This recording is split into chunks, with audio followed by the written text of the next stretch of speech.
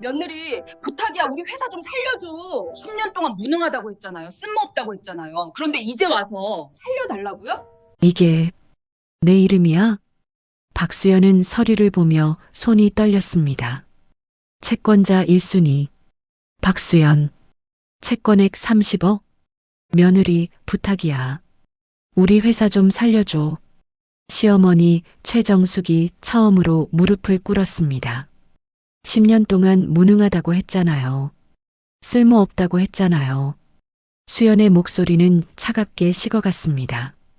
그런데 이제 와서 살려달라고요? 회의실에 침묵이 흘렀습니다. 10년간 구박받았던 며느리. 그녀가 시댁회사의 최대 채권자였다는 충격적인 진실이 드러난 순간이었습니다. 이야기는 10년 전으로 거슬러 올라갑니다. 박수연은 29세에 강민준과 결혼했습니다. 민준은 중견 건설회사 대호건설의 외아들이었습니다. 시아버지 강철수 회장이 운영하는 회사였습니다. 수연은 평범한 가정 출신이었습니다. 아버지는 작은 식당을 운영했고 어머니는 전업주부였습니다. 대학을 졸업하고 중소기업에서 격리로 일하고 있었습니다. 민준과는 소개팅으로 만났습니다. 민준은 다정하고 착한 사람이었습니다. 6개월의 연애 끝에 결혼했습니다. 하지만 결혼 후 수연의 삶은 지옥이 되었습니다. 시어머니 최정숙은 수연을 마음에 들어 하지 않았습니다. 아들이 뭐가 아쉬워서 이런 평범한 집안 여자와 결혼했는지. 시어머니는 수연을 무시했습니다. 식당집 딸이라고, 학벌이 변변찮다고, 집안이 보잘것없다고. 며느리, 차 좀 따라줘. 손님들 오셨어. 시어머니는 수연을 하녀처럼 부렸습니다. 수연은 결혼 후 회사를 그만뒀습니다. 시어머니가 강요했기 때문입니다. 며느리가 무슨 일을 해? 집에서 시부모 모시고 살림이나 해. 수연은 어쩔 수 없이 직장을 그만뒀습니다. 그리고 시댁에서 함께 살기 시작했습니다. 시어머니의 구박은 날로 심해졌습니다. 밥을 해도 청소를 해도 빨래를 해도 트집을 잡았습니다. 이게 밥이야? 맛이 왜 이래? 청소를 이렇게 대충 해? 먼지가 그대로 있잖아. 빨래를 이렇게 개면 어떡해? 다시 해. 수연은 매일 스트레스에 시달렸습니다. 하지만 참았습니다. 남편 민준을 사랑했기 때문입니다. 민준은 아내를 위로했습니다. 여보, 미안해. 우리 엄마가 좀 까다로워. 조금만 참아줘. 하지만 민준은 어머니에게 대들지 못했습니다. 효자였기 때문입니다. 3년이 지나도 아이가 생기지 않았습니다. 시어머니는 이것을 또 다른 공격 빌미로 삼았습니다. 며느리가 애도 못 낳네. 쓸모가 있어야지. 검사 좀 받아봐. 혹시 문제가 있는 거 아니야? 수연은 병원에 갔습니다. 검사 결과 아무 문제가 없었습니다. 오히려 민준에게 약간의 문제가 있었습니다. 하지만 시어머니는 믿지 않았습니다. 우리 아들이 문제가 있을 리 없어. 며느리가 문제지. 수연은 억울했습니다. 하지만 말대꾸할 수 없었습니다. 4년째 되던 해 드디어 임신했습니다. 시어머니는 기뻐했습니다. 아들이면 좋겠다. 하지만 태어난 아기는 딸이었습니다. 시어머니의 얼굴이 굳었습니다. 딸이네. 아들을 낳았어야지. 수연은 또다시 무능하다는 소리를 들었습니다. 5년이 흘렀습니다. 수연은 딸 하나를 키우며 시댁에서 살았습니다. 시어머니의 구박은 계속되었습니다. 며느리는 정말 쓸모가 없어. 일도 안 하고 돈도 못 벌고 시집 와서 뭐 하나 제대로 하는 게 있어? 수연은 참았습니다.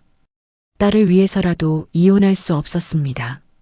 그런데 7년째 되던 해 놀라운 일이 일어났습니다. 수연의 친정아버지가 돌아가셨습니다.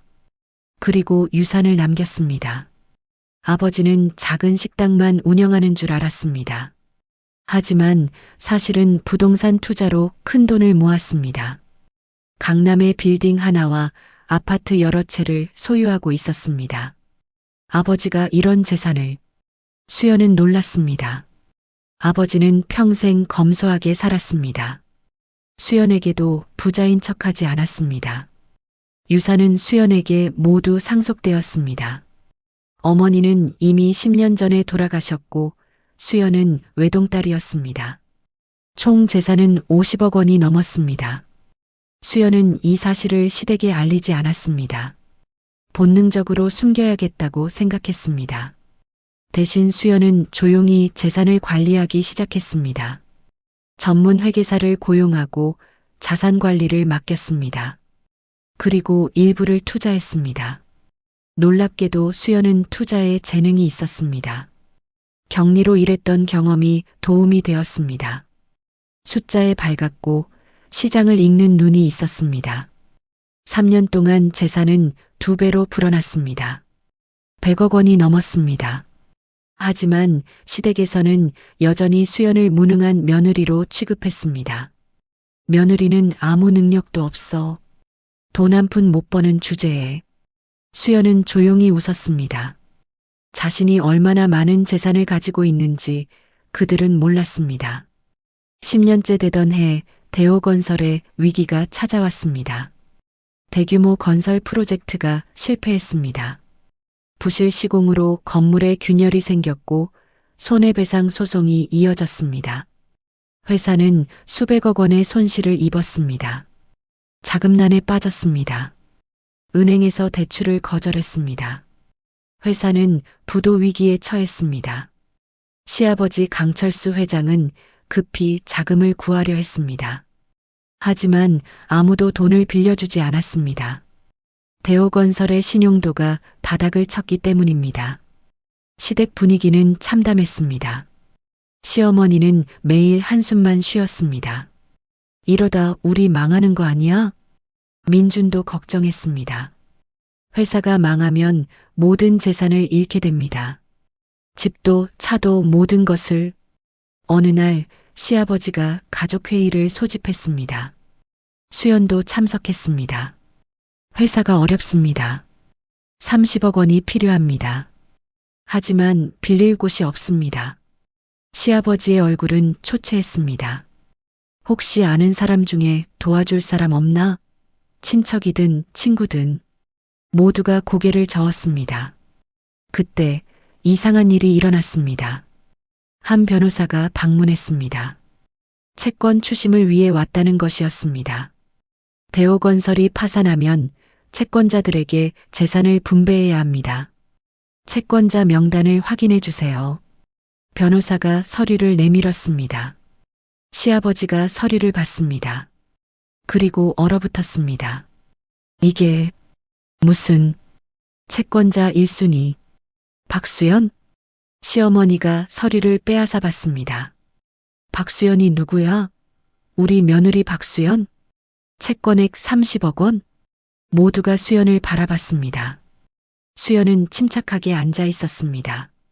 네, 저예요. 시댁 식구들은 믿을 수 없다는 표정이었습니다. 무슨 소리야? 내가 우리 회사에 30억을 빌려줬다고? 시아버지가 물었습니다. 수연은 고개를 끄덕였습니다. 3년 전에요. 시아버지께서 급하게 자금이 필요하다고 하셔서 빌려드렸습니다. 3년 전 시아버지는 기억을 더듬었습니다. 그리고 떠올렸습니다. 3년 전 회사가 자금난을 겪었을 때 한 투자자가 30억 원을 빌려줬습니다. 이름은 익명이었습니다. 시아버지는 그게 누군지 몰랐습니다. 그게 내가? 네. 시어머니가 소리쳤습니다. 거짓말. 내가 어디서 30억을. 수연은 차분하게 대답했습니다. 친정아버지 유산입니다. 제가 물려받은 재산으로 투자했습니다. 재산? 내 아버지가 식당만 하셨잖아. 겉으로만 그랬습니다. 사실은 부동산 투자로 큰 돈을 모으셨습니다. 수연은 계속 이야기했습니다. 아버지께서 돌아가시고 유산을 받았습니다. 50억 원이었습니다. 저는 그 돈을 투자해서 100억 원으로 불렸습니다.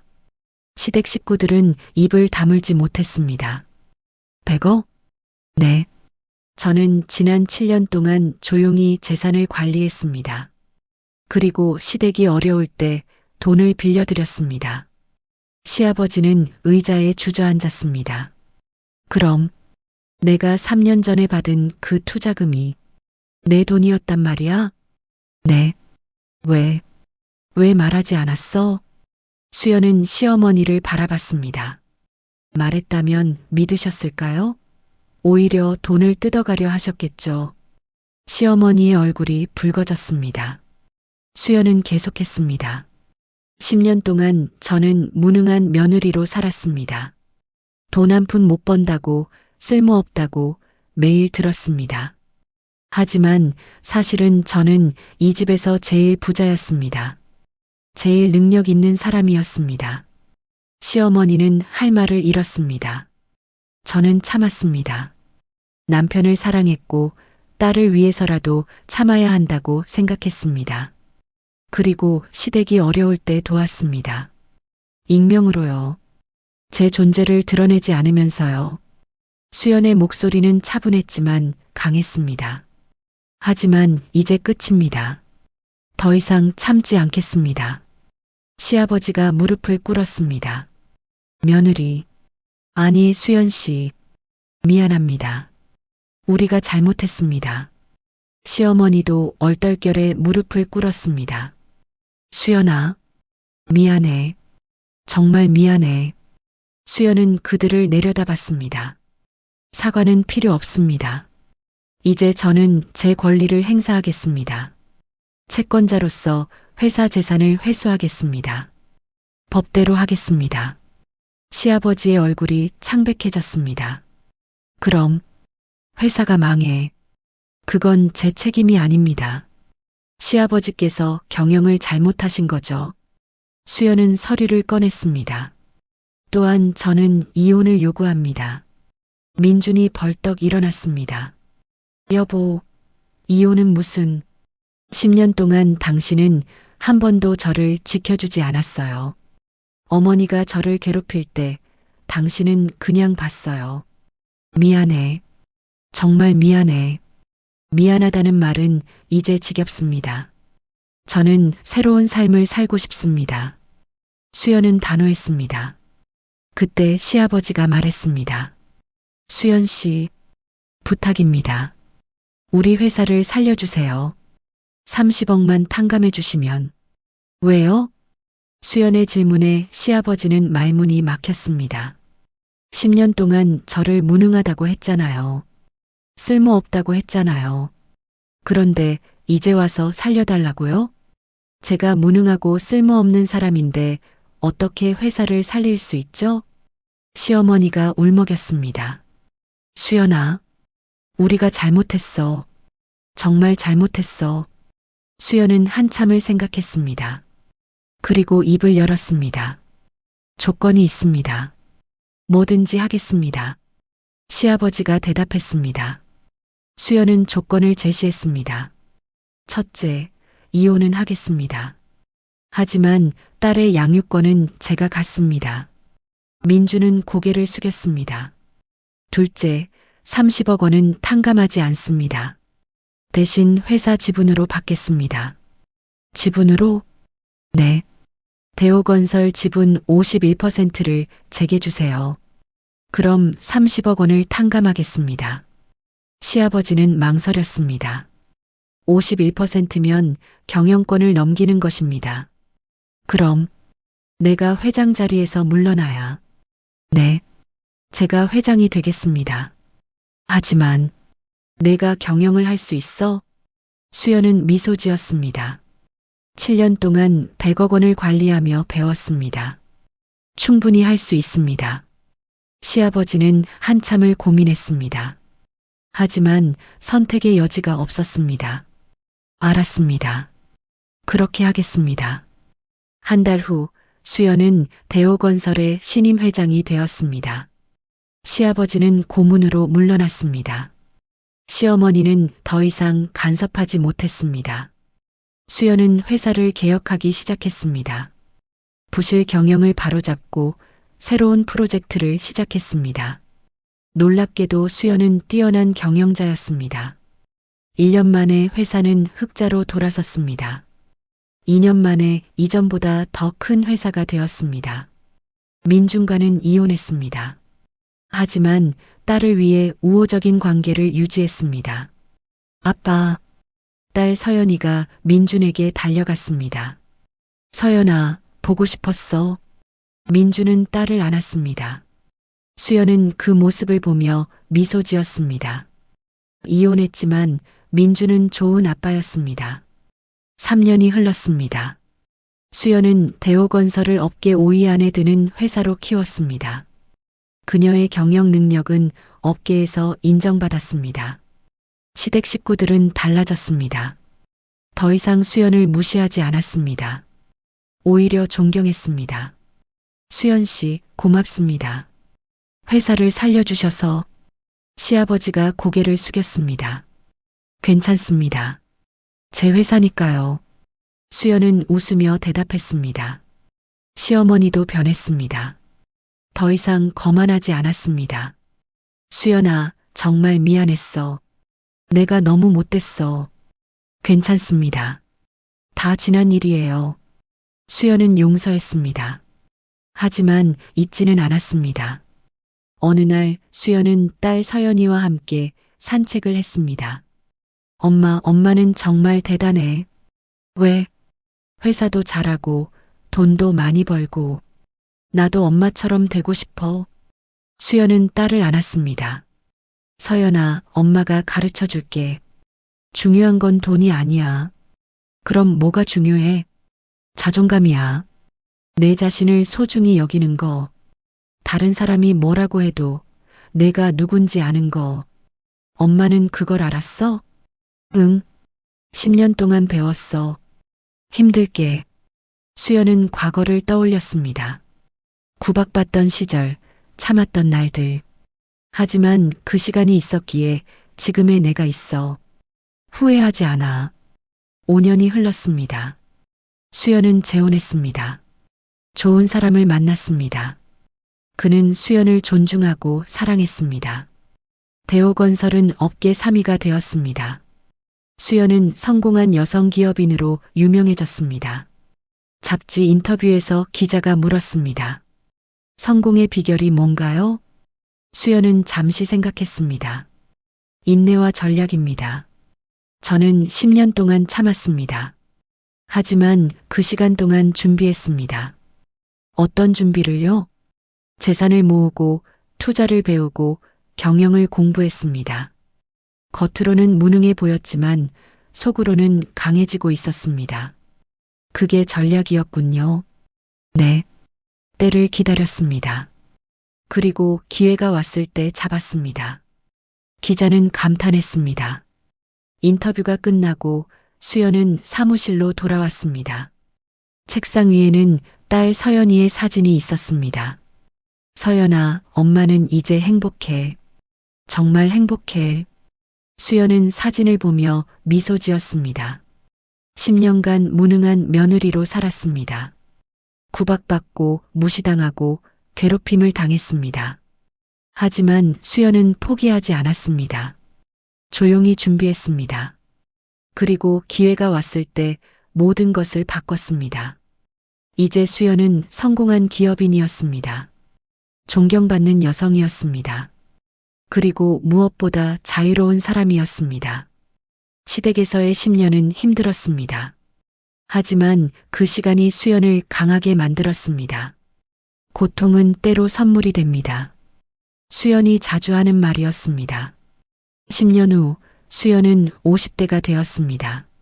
대호건설은 업계 1위가 되었습니다. 수연의 성공 스토리는 많은 여성들에게 영감을 주었습니다. 강연 요청이 쇄도했습니다. 수연은 전국을 다니며 자신의 이야기를 나눴습니다. 저는 10년간 무능하다는 소리를 들었습니다. 하지만 그건 그들의 시각이었습니다. 제 진짜 모습이 아니었습니다. 여러분, 다른 사람의 평가에 흔들리지 마세요. 여러분 자신을 믿으세요. 그리고 준비하세요. 기회는 준비된 사람에게 옵니다. 청중들은 박수를 보냈습니다. 수연은 무대에서 내려오며 생각했습니다. 자신이 여기까지 올 줄 몰랐습니다. 하지만 해냈습니다. 그리고 이것은 시작일 뿐이었습니다. 앞으로 더 큰 일들이 기다리고 있었습니다. 여러분, 이 통쾌하고 감동적인 이야기가 마음에 와닿으셨나요? 때로는 우리를 무시하고 깎아내리는 사람들이 있습니다. 하지만 그들의 평가가 우리의 전부가 아닙니다. 중요한 것은 자신을 믿고 준비하고 기회를 잡는 것입니다. 박수연처럼 말이죠. 혹시 지금 힘든 시간을 보내고 계신가요? 포기하지 마세요. 지금의 고통이 미래의 성공을 위한 준비 기간일 수 있습니다. 이 영상이 좋으셨다면 구독과 좋아요 부탁드립니다. 여러분의 작은 클릭 하나가 더 많은 감동적인 이야기를 만드는데 큰 힘이 됩니다. 댓글로 여러분의 생각과 경험도 자유롭게 나눠주세요. 다음에도 더욱 흥미롭고 의미 있는 이야기로 찾아뵙겠습니다. 시청해주셔서 감사합니다.